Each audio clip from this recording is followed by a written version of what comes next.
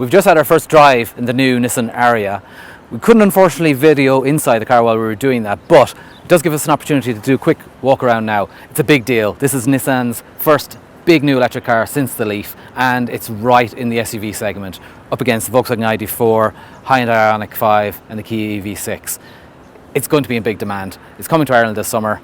Let's have a look around it. So it's very much in trend. The design is an SUV. It's a Nissan design lounge. We've got a new Nissan badge here. It's an interesting looking car. Everybody wants an SUV at the moment, and this is going to give them what they want. Because we come around to the side, there's a charge port here on the side, and it switches depending on whether the car is left or right on drive. The car can have a 22 kilowatt AC charger. That'll be optional probably, and it's 130 kilowatt DC charging. All models will come with that, so it'll be pretty rapid on the DC fast charging. So this car has two-tone paint, as you can see here. It's quite simple. Nissan's actually calling it a crossover coupe, which is interesting. It does have this roofline here, which puts some truth in that, but overall it's quite a stylish looking car. At the back, the dark detailing continues here. The lights, when they're off, they're kind of got a smoked finish.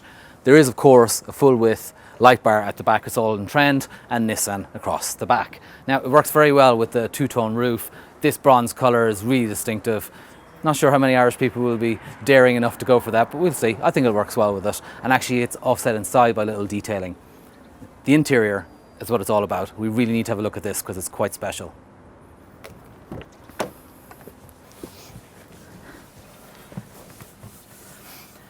This is an interior like nothing Nissan has done before.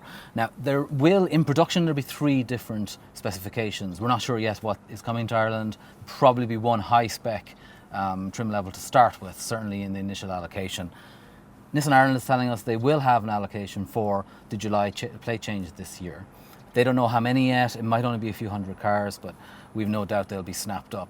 Nissan hasn't told us the pricing yet, and that in the longer term will have a big part to play in this car's success. I think initially, no matter what it costs, people will buy it, people will want it initially. Now, this interior, it's got this lovely wide dashboard here. It's straight lines. It's very tactile. Every material is tactile. All the switches, all the controls are really well damped. You know, even things like the indicator ones. It's just really nice to use. In the center, we have these new haptic controls for the air conditioning, for the heating and ventilation. So it doesn't all go up onto the touch screen. It is touch sensitive, but there's haptic feedback actually, so it's quite nice to use. As you can see in the front here, it's completely free all the way through to the passenger, which gives it this real feeling of spaciousness. In underneath there is part of the ambient lighting, and it is Nissan's marketing, but it tells us that it's designed after a paper lantern in Japan, and you kind of get it when it's lit up. It does work. And it continues around here too. We've got this unusual detailing in the door. So yeah, it is plastic, but it's backlit and it's softly lit, and it really works well. Now, this car is very high spec. We've got Bose stereo and everything. However, all models will have this double screen setup. The middle is a central touch screen that has all the apps. There's huge connectivity in this car, as you'd expect. In front, you have digital instrumentation. It's customizable, it's very sharp and easy to read, and it does work well. I think it's worth us having a look at the center console here now as well. So this center console is raised, and you know, even though there's all the space here, this has got a lot of content in it. You've got the drive selector here, which is a new way of doing things again. All the manufacturers are coming up with a new way of doing the drive selection for EVs, and Nissan's no different. You've got your 2 cup holders here. This is interesting right here. You get the drive mode selection, and it follows on from the air conditioning controls in that it's haptic feedback. So you hold your finger down, and there's a little click, and it really works well. And this material is lovely. The stitching is lovely. The quality really stands out. Underneath here, you have a nice little wireless charging pad. And underneath here, you have more storage. So you can put a phone down here or another device. You have USB ports here, A and C actually, and a 12-volt charger too. So very useful, very practical. One interesting thing here actually is a hidden storage compartment that comes out electrically. It's quite deep, and I guess the idea is that you can hide valuables out of the way when the car is turned off, and it electrically closes out of the way as well. And that doesn't actually replace the regular glove box, which is just here. I think it's probably worth getting into the back and having a look because a lot of people will be buying this potentially as a family car, especially if it's going up against the likes of the ID.4, etc. So I'm going to pop in there now.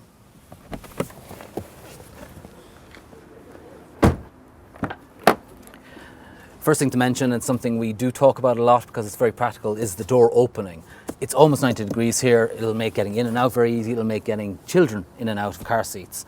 And, in terms of space, again, this is me sitting behind my normal driving position. There is plenty of legroom here, loads of knee room. This car has got the glass sunroof, which will take a little bit from headroom, but, I'm under 6 foot and I can fit here, and I think a 6-footer will probably fit in here. The seats themselves are very comfortable. The middle base is quite wide. There are only 2 sets of Isofix mountings, which is quite normal in the class. But this wide, flat seat here should almost be enough for a car seat. In the same way that the ID.4, etc. is. It's probably about the same as that. Now, the centre console does stick out a bit here, which will rob legroom a bit from the person who's sitting in the middle. But the floor is completely flat, which is good.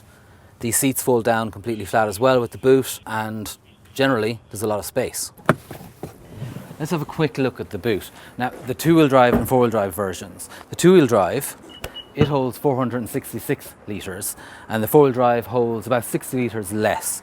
It's a decent wide space. The space itself, the volume itself, is comparable to like Skoda Enyaq, etc.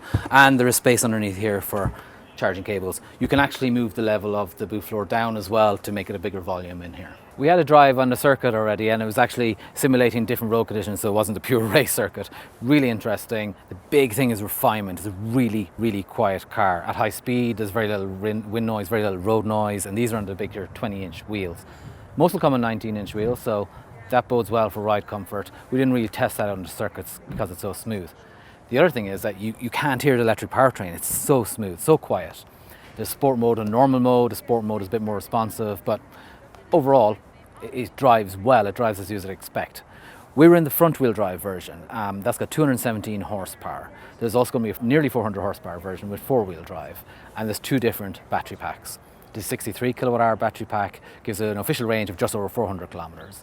And the 87 kilowatt hour battery pack, which can be had with front wheel drive or 4-wheel drive, that delivers over 500 kilometers of range officially. So that's an interesting one for those that are worried about range. It has definitely been an interesting first look at the car.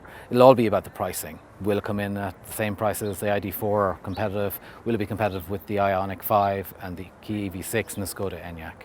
We look forward to driving it later in the year. It'll be launched in Ireland this summer. We'd love to know what you think about it. Let us know.